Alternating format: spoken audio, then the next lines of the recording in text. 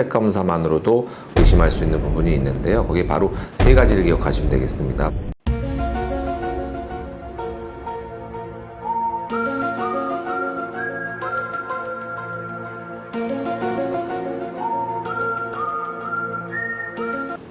안녕하세요. 명예 처방전 구독자 여러분, 저는 세브란스 병원 소화기내과 김도영입니다.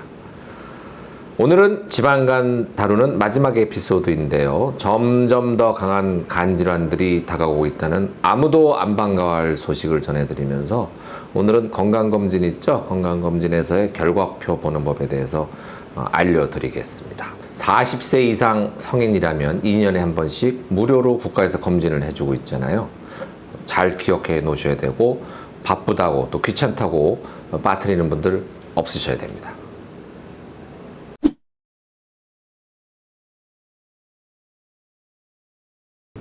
그렇죠. 의학용어라 일반인 분들이 보기에 어려우실 것 같습니다. 본인의 건강 상태를 잘 파악하기 위해서는 그 결과표에 나와 있는 용어들이 좀 쉽게 써져 있으면 좋은데, 지금 대형 한의원 같은 데서는 실제로 그렇게 한다고 하네요. 아주 중요한 용어들은 그냥 영어로 하는데, 나머지 용어들은 환자분들이 좀 더 이해하기 쉽게 한글로 바꿔놓은 그런 병원들이 있다고 하니까 참 바람직한 것 같습니다. 하지만 실제 우리가 접하는 의료 환경이라는 것이 대부분 서양의 의학에서 들어온 것들이잖아요. 그렇기 때문에 용어 자체가 다 영어로 되어 있고, 지식이 없으면 그 의미를 파악할 수 없는 것들이 많기 때문에 환자분들이 그 결과에 대해서 해석하거나 이해하기가 좀 힘든 것 같습니다. 하지만 본인이 궁금한 부분을 하나하나 물어보시면 담당 의사 선생님들도 꼼꼼하게 결과를 챙겨주실 걸로 믿고요.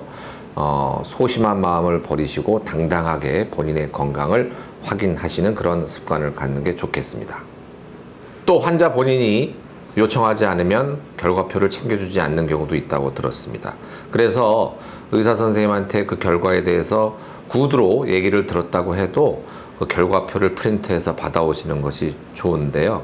그거는 혹시라도 다음에 또 검사할 일이 있을 때 그 비교를 위해서도 필요한 부분이니까 꼭 명심하시고, 당연히 비용은 발생하지 않으니까 당당히 요청하셔도 될 것 같습니다.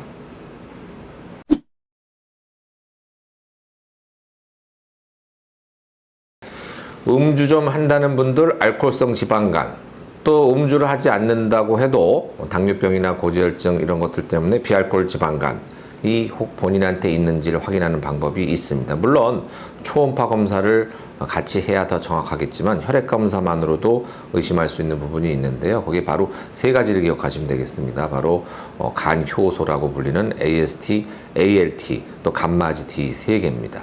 자, AST, ALT는 예전에는 GOT-GPT라고 불렸던 효소인데요. 간 세포 안에 있는 거고요. 간에서의 각종 화학 반응들 있죠.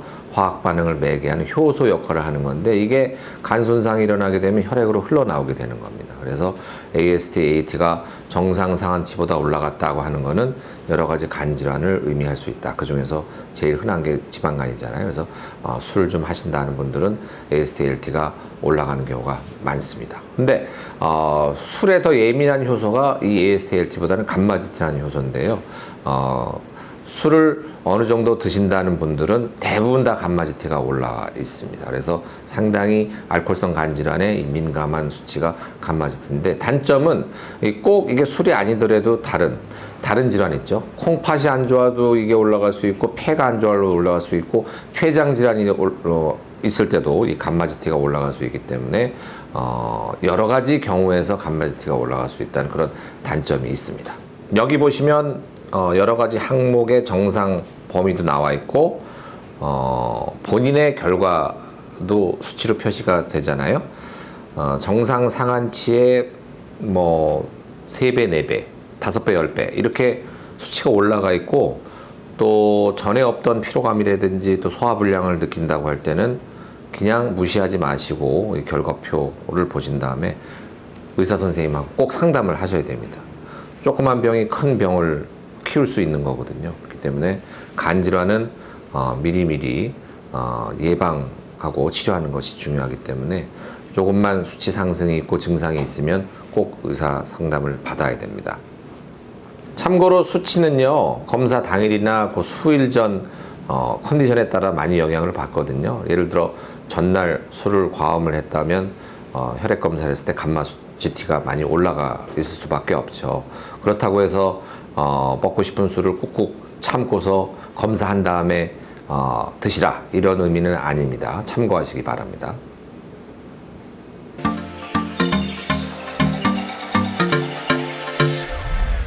댓글에 답변을 달아드리는 처방전 타임.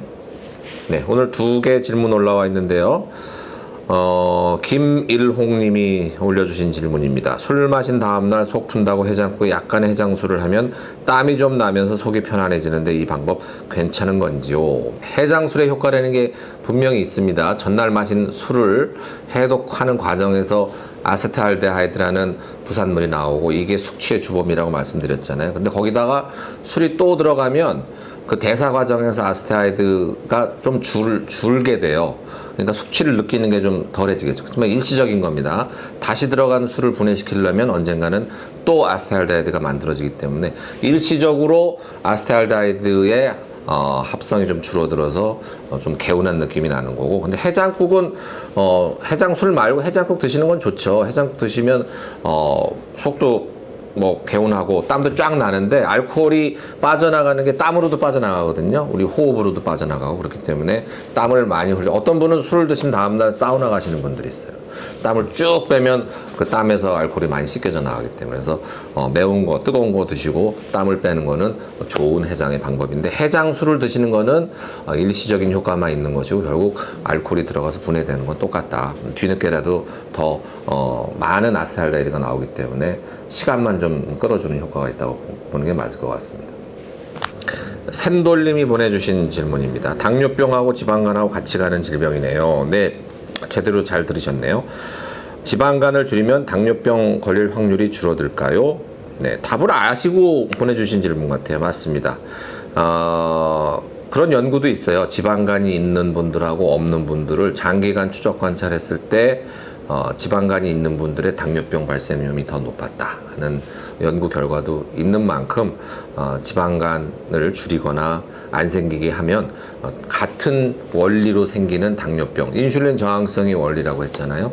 인슐린 저항성이 줄어드는 거기 때문에 후에 당뇨병이 추가로 생기는 것도 막을 수 있다. 그래서 지방간을 관리를 잘 하면 당뇨병, 고혈압, 고지혈증 이런 것들도 다 예방 관리가 가능하다는 말씀을 드립니다.